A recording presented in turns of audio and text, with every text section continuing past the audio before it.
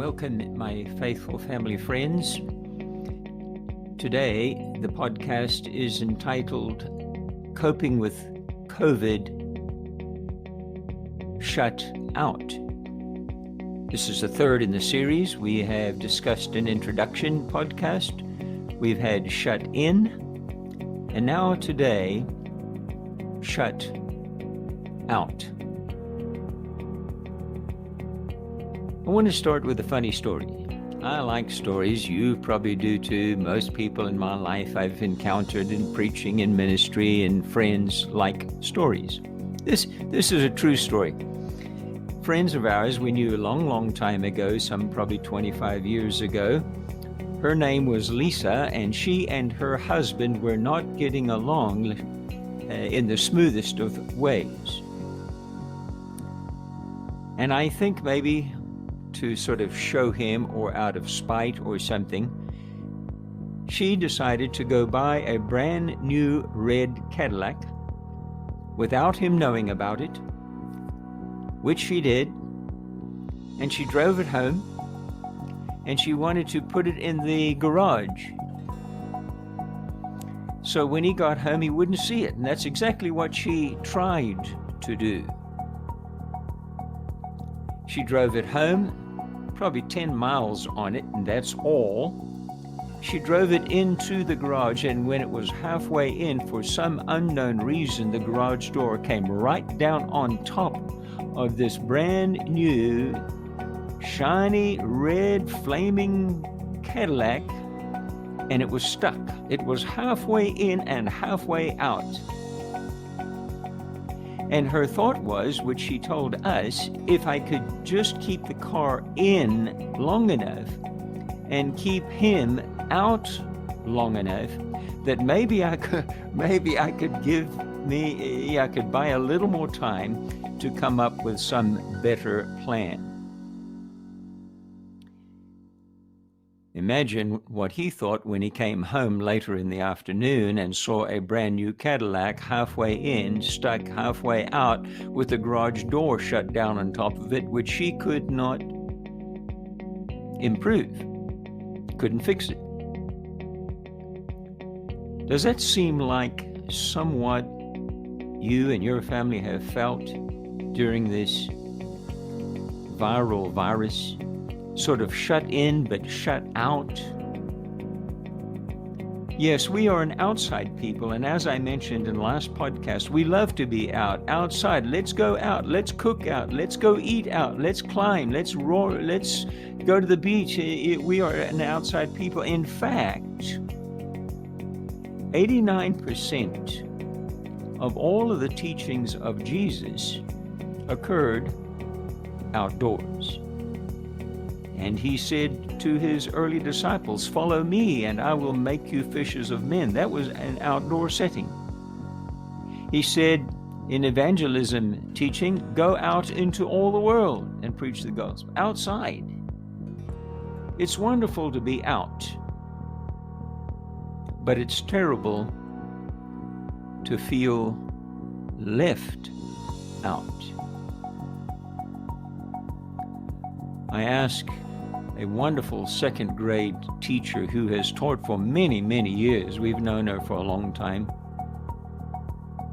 I said, "Shannon, how would you summarize the mood of your students during the viral virus when they were at home, trying to communicate with them on a computer?" She thought for a while, and she said, "Anxious." Anxious because when they were at home, they were shut out from their friends. So I said, "What have you noticed about them when they came back into the classroom now for 3 or 4 weeks, I think?" She said, "Anxious. Because they don't want to do something that's going to maybe shut down and shut them out again, and they'll have to return to homeschool." Anxiety is fear. It's nervousness. I'm going to get to the scripture for this particular podcast in a moment, but first I want to tell you another story of a pastoral counseling client that I had a couple of years ago. She said she felt left out. Her husband had died 1 year previous. She had moved from that particular state to a new state, trying to find some comfort, maybe leaving her sorrow behind. She came to a new state, in a new city, became a member of a new church, closer to where her family members lived, her children. But she said, it's not the same. I feel shut out. I feel left out. I feel excluded. I don't know where I fit. She's the lady who, after some 30 or more years of working with clients and counseling and families and mothers and fathers and children and teenagers and grandparents, she's the number one who cried the most during a one particular session every week. It is good to go out, to feel like you're outside, to enjoy the outside. It's wonderful to be out, but it's terrible to feel left out.